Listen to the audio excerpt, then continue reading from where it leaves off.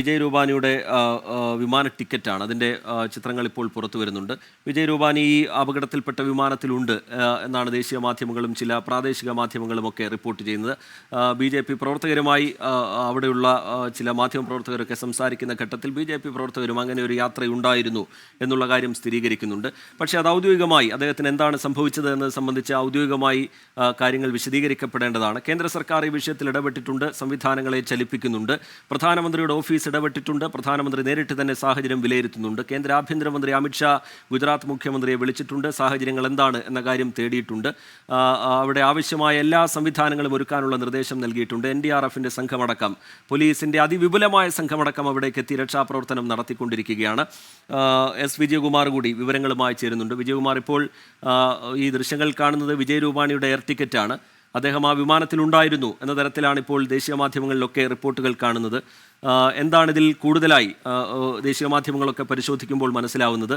ഒടുവിലായി പുറത്തു വരുന്ന വിവരങ്ങൾ എങ്ങനെയാണ് വിജയകുമാർ? ഇതിൽ വിജയ് രൂപാനി വിമാനത്തിൽ ഉണ്ടായിരുന്നു എന്ന് ഇപ്പോൾ സ്ഥിരീകരിച്ചിട്ടുണ്ട്. അദ്ദേഹത്തിൻ്റെ ടിക്കറ്റ് ഇപ്പോൾ ലഭ്യമായിട്ടുണ്ട്. പ്രേക്ഷകർ കാണുന്ന അദ്ദേഹത്തിൻ്റെ ഫ്ലൈറ്റ് ടിക്കറ്റാണ്. അദ്ദേഹം ഈ വിമാനത്തിൽ യാത്ര ചെയ്യേണ്ടവരുടെ ലിസ്റ്റിൽ അദ്ദേഹത്തിൻ്റെ പേരുമുണ്ട്. ഈ വിമാനം പറന്നുയർന്നതിന് തൊട്ട് പിന്നാലെ പൈലറ്റിൻ്റെ ഒരു മേഡേ കോൾ എയർ ട്രാഫിക് കൺട്രോളിലേക്ക് ATCയിലേക്ക് കിട്ടിയിരുന്നു. അതിന് റെസ്പോണ്ട് ചെയ്തതിന് തൊട്ട് പിന്നാലെ തന്നെ വിമാനത്തിൽ എന്തോ സംഭവിച്ചു എന്നാണ് എയർ ട്രാഫിക് കൺട്രോളിൽ നിന്ന് ഉള്ള വിവരങ്ങൾ എന്ന മട്ടിൽ ഇപ്പോൾ വരുന്നത്. ATCക്ക് അതിൽ കൂടുതൽ റിയാക്ട് ചെയ്യാൻ എന്ത് സംഭവിച്ചു എന്നത് സംബന്ധിച്ച് കൂടുതൽ അന്വേഷണത്തിന് പോലും കഴിഞ്ഞില്ല. അതിനു മുമ്പ് തന്നെ ആ വിമാനം അഗ്നിഗോളമായി എന്നാണ് മനസ്സിലാക്കാൻ കഴിയുന്നത്. അതുകൊണ്ട് അത് ടേക്ക് ഓഫ് ചെയ്ത് റൺവേയിൽ നിന്ന് പറന്നുയർന്ന് ഏതാനും മിനിറ്റുകൾ മാത്രമേ അത് പറന്നിട്ടുള്ളൂ. വലിയ ഉയരത്തിലേക്ക് പോകുന്നതിന് മുമ്പ് തന്നെ അതിനെന്തോ സംഭവിച്ചിട്ടുണ്ട്. എന്താണ് സംഭവിച്ചത് എന്നത് സംബന്ധിച്ച് ഇതുവരെ ഒരു വിവരവും നമുക്ക് ലഭ്യമല്ല.